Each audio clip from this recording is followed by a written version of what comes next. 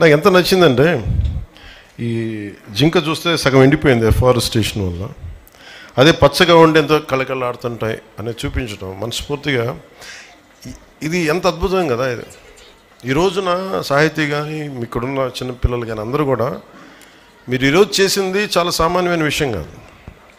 ఇది చూడటానికి ఏదో పెయింటింగు ప్రైజ్ కాదు, దీనికంటే చాలా లోతైంది. Thank you.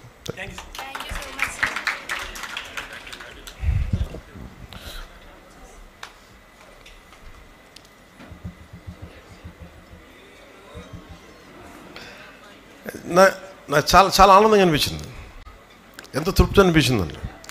వాళ్ళకి అలాంటి మీలాంటి వాళ్ళకి మేము ఇవ్వగలిగేది తప్పని పడతాం. ఇది ఏదైనా సరే ఇందాక మన చిరంజీవి చౌదరి గారు చెప్పినట్టుగా ఇది ప్రభుత్వం చేసేదో లేదంటే ఒక ముఖ్యమంత్రి ఉప ముఖ్యమంత్రి ఎమ్మెల్యేలు చేసేది కాదు, అందరం కలిపి చేసేది. మార్పు రావాలంటే నాకు చాలా చిన్నప్పటి నుంచి అనుకునేవాడిని, ఓజోన్ లేయర్ దెబ్బతినేస్తుంది, వాతావరణం ఎల్నినో ఫ్యాక్టర్ వచ్చేస్తుంది, భయపడిపోయాను చిన్నప్పుడు. నేను పెరిగి పెద్దయ్యేటప్పుడు ప్రపంచం కూలిపోద్దా, ఇంక బతకలేమా, చాలా భయం ఉండేది నాకు.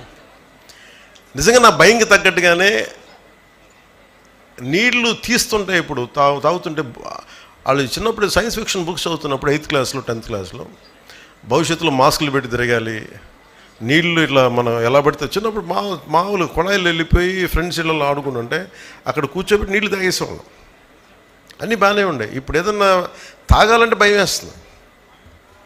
ఆ పరిస్థితి నుంచి స్వచ్ఛమైన నీళ్లు రావాలి అంటే అంత స్థాయికి వెళ్ళాలని ఒక ప్రయత్నం చేస్తున్నాం. అది జరగాలని మీకు ఈ ఎల్నినో ఫ్యాక్టర్ కానీ లేదంటే మనకి ఈ కూర్చోబెట్టి మన ఓజోన్ పొర దెబ్బతింటుంది ఒకసారి. అంటే ఎంత విచిత్రంగా ఉంటాయంటే మన పాలసీస్. చిన్నపిల్ల నాకు ఒక చిన్నపిల్లడు చెప్పాడు ఈ మాట. ఎవరితో మాట్లాడుతూ ఉంటే ఒకసారి ఏదో రోడ్డు మీద వెళ్తూ ఉంటే టపాసులు వెలిగిస్తూ ఉన్నారు దీపావళికి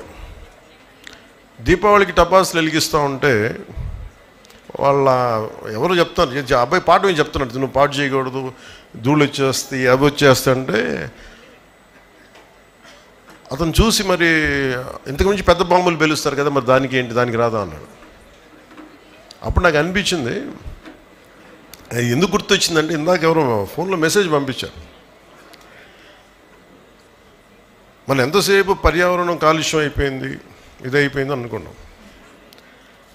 మనకి దీపావళికి బాంబు దేశాలు ఎంత కాలుష్యాన్ని క్రియేట్ చేస్తాయి. ఒక బాంబు దాడి జరిగితే కొన్ని వందల ఫ్యాక్టరీలు ఎంత కాలుష్యం క్రియేట్ చేస్తే దాన్ని అంతా కాలిస్తే అంతకు మించి కాలుష్యం ఉంటుంది. ఇది చిన్నపిల్లలు చాలా పట్టుకుంటున్నారు, ఇది పెద్దవాళ్ళు ఎంత పట్టుకున్నారో నాకు తెలియదు కానీ చిన్నపిల్లలు అడుగుతాను, ఎందుకంటే వాళ్ళ భవిష్యత్తుకు సంబంధించింది.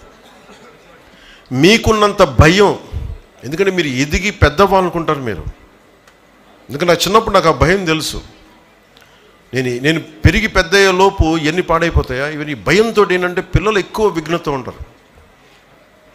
నేను ఎప్పుడు చిన్నపిల్లల్ని వాళ్ళు 2 ఏళ్ళ నుంచి కానీ 18 ఏళ్ళ వరకు నేను చాలా కీన్గా వింటాను పిల్లల మాట, ఎందుకంటే మీలో భవిష్యత్తు కనిపిస్తుంది. ఎందుకంటే మీరు పెద్దవాళ్ళకి అడ్రస్ చేయాలి.